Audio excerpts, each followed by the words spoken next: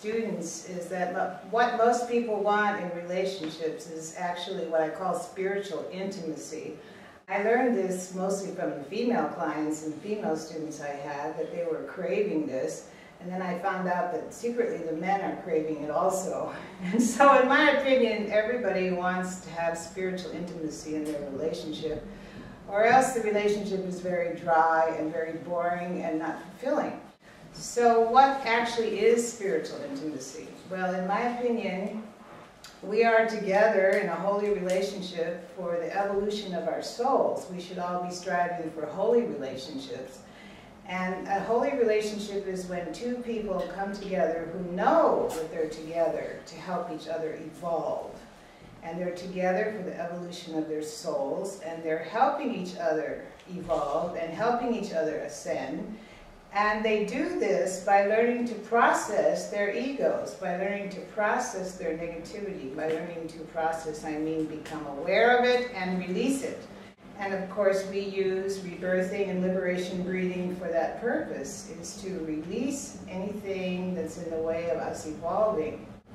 And this intimate part happens when you share your process with another, hopefully your mate. If you come home and you've had all these realizations and changes and you're really high and your mate's not interested, it's a shock, it's disappointing, it feels flat, it's boring, and usually it doesn't work, because if one person is working on themselves spiritually and really changing and the other person isn't, they're not on the same page, or they're not even on the same elevator. So I call it the different elevator syndrome.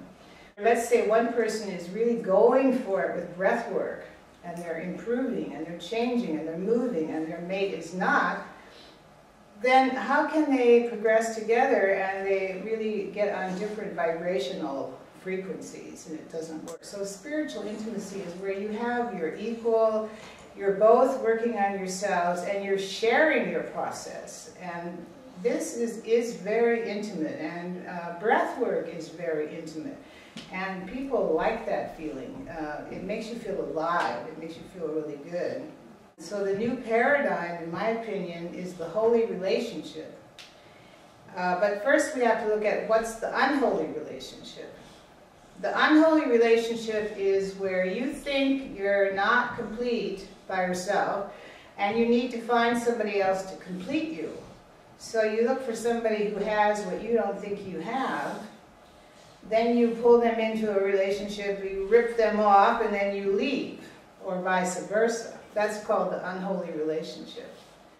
And a holy relationship starts with a totally different premise. It's you are complete, you are whole, W-H-O-L-E, and your mate is complete and whole, and you don't need each other to be happy.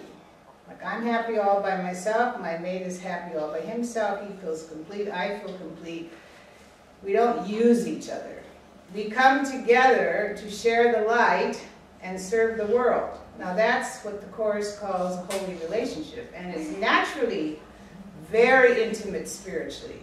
So if you're going for a holy relationship, spiritual intimacy is a natural part of that relationship.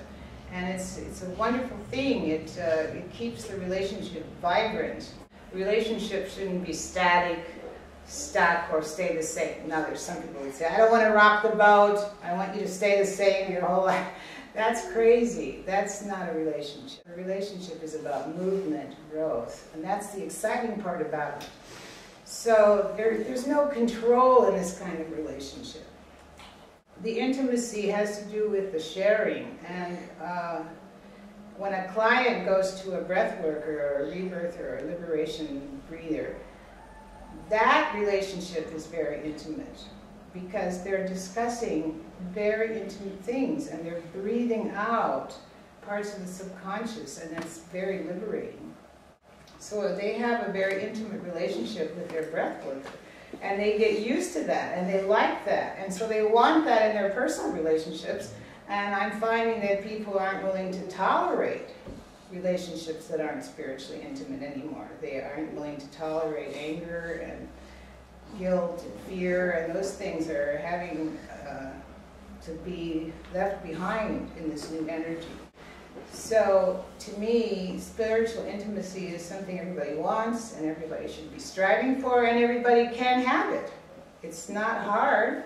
It's just a question of both people have to be willing to look at their own stuff. They have to be willing to process. And it can be a fun thing. It's not drudgery. When you suppress everything, that not only hurts your body, but it makes everything very flat and very boring and leads to illness.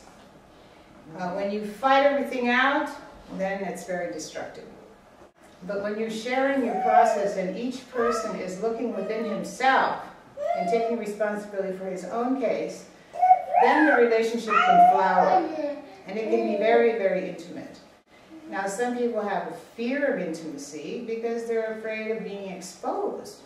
Well, actually, that's something everybody needs to get over, because in order to be healed, you have to expose your problems that you're suppressing in your subconscious. You have to be willing to look at them.